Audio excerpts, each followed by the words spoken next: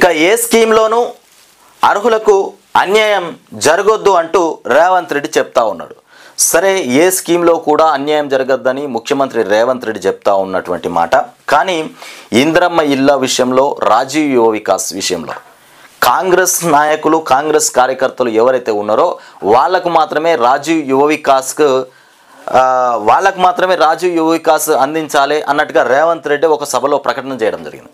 ముఖ్యంగా మా కార్యకర్తలకే ముందు ప్రయారిటీ ఇస్తాం, తర్వాత మేము ఇక మిగతా వాళ్ళను, లబ్ధిదారులను ఎన్నుకుంటామని రేవంత్ రెడ్డి చెప్పిండు.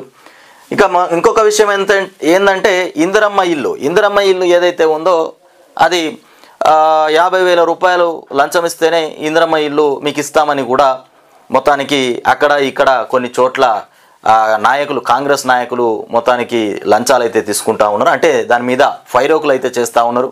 50,000 ఇస్తేనే ఇల్లు బిల్లు మీకు వస్తుందని ఫైరోలు కూడా చేస్తూ ఉన్నారట. ఇది మరి ఇక గత సర్కారు నిర్వాహకంతో సమస్యల తిష్ట మొత్తానికి ఒక్కొక్కటి పరిష్కరిద్దాం మంత్రులతో సీఎం రేవంత్ రెడ్డి. గత సర్కారులో అనేకమైనటువంటి సమస్యలు ఉన్నాయట. ఆ తిష్టను మొత్తానికి క్లియర్ చేయాలంటూ రేవంత్ రెడ్డి మాట్లాడుతూ ఉన్నాం. మరి ఎక్కడున్నాయి సమస్యలు? మరి అంత సమస్యలు ఎక్కడ దాగి ఉన్నాయి? 10 ఏళ్లలో ఇండ్లు ఇవ్వకనే ఇందిరమ్మ ఇండ్లకు డిమాండ్. 10 ఏళ్లలో ఇండ్లు ఇవ్వకనే ఇందిరమ్మ ఇండ్లకు డిమాండ్ వచ్చిందట. హైదరాబాద్లోని అర్హులకు వాళ్ళ పరిసరాల్లోనే కేటాయిద్దాం. ఇక గత ప్రభుత్వం 3 డిఏలు పెండింగ్లో పెట్టింది. ఇక భూ సమస్యలు అప్లికేషన్లు త్వరగా క్లియర్ చేయాలని కూడా ఆదేశం. ఈ నెల 5న క్యాబినెట్ సమావేశం మళ్ళా చేస్తారట. మరి క్యాబినెట్ సమావేశంలో ఏం చర్చిస్తారో, మరి ఏం మీటింగ్లు పెడతారో ఆయనకే తెలుసు.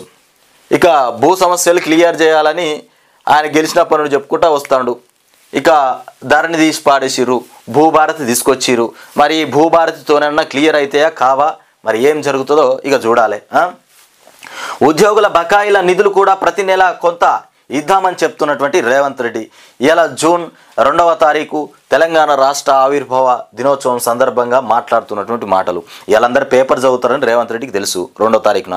ఇక మరి పొద్దున పేపర్ చదివేటప్పుడు మన ముచ్చట్లన్నీ మంచిగా ప్రజలకు చక్కగా మొత్తానికి అర్థమయ్యే విధంగా ఏదో రేవంత్ రెడ్డి అన్ని పనులు చేసి పెడతాడు అన్నట్టుగా ఉండాలని నిన్న మాట్లాడినట్టున్నాడు. ఇక మొత్తానికి వెలుగు దినపత్రికలకు గట్టిగా రాసుకొచ్చారు వార్తలని. మొత్తానికి ఉద్యోగుల సమస్యలపైన డిప్యూటీ సీఎం బట్టి విక్రమార్కకు ఇప్పటికే కమిటీ తన నివేదికను కూడా అందించింది. ఆ నివేదిక పైన సీఎం రేవంత్ రెడ్డికి మంత్రులకు సమావేశంలో బట్టి విక్రమార్క వివరించారు. దీనిపై క్యాబినెట్లో చర్చించి ఎలా ముందుకెళ్లాలో కూడా నిర్ణయం తీసుకోనున్నారు. ఉద్యోగులకు సంబంధించి పెండింగ్లో ఉన్నటువంటి నిధులను ప్రతి నెల కొంత మొత్తం చెల్లించేలా యాక్షన్ ప్లాన్ రెడీ చేయాలని కూడా సీఎం రేవంత్ రెడ్డి సూచించారు. గత ప్రభుత్వం 3 డిఏలను కూడా చెల్లించకుండా పెండింగ్లో పెట్టిందని కూడా, దానివల్ల ఇప్పుడు ఒకేసారి చెల్లింపులకు మొత్తానికి ఇబ్బందిగా మారిందని కూడా పేర్కొన్నారు. రిటైర్డ్ ఉద్యోగుల బెనిఫిట్స్ సర్వీసుల్లో కూడా ఉన్నోళ్ళ జీపీఎఫ్ ఇతర బిల్లులను కూడా క్లియర్ చేయాల్సినటువంటి అవసరం ఉందని మంత్రులు సీఎం దృష్టికి తీసుకెళ్లారు. అధికారులతో కూడినటువంటి త్రిసభ్య కమిటీ ఇప్పటికే ఇచ్చినటువంటి నివేదికలో ఆ అంశాలు కూడా ఉన్నందున మంత్రివర్గంలో చర్చించి ఇక ఆమోదం తీసుకోవాలనేటువంటి అభిప్రాయం కూడా వ్యక్తమైందని చెప్తున్నటువంటి అంశం. ఇకపోతే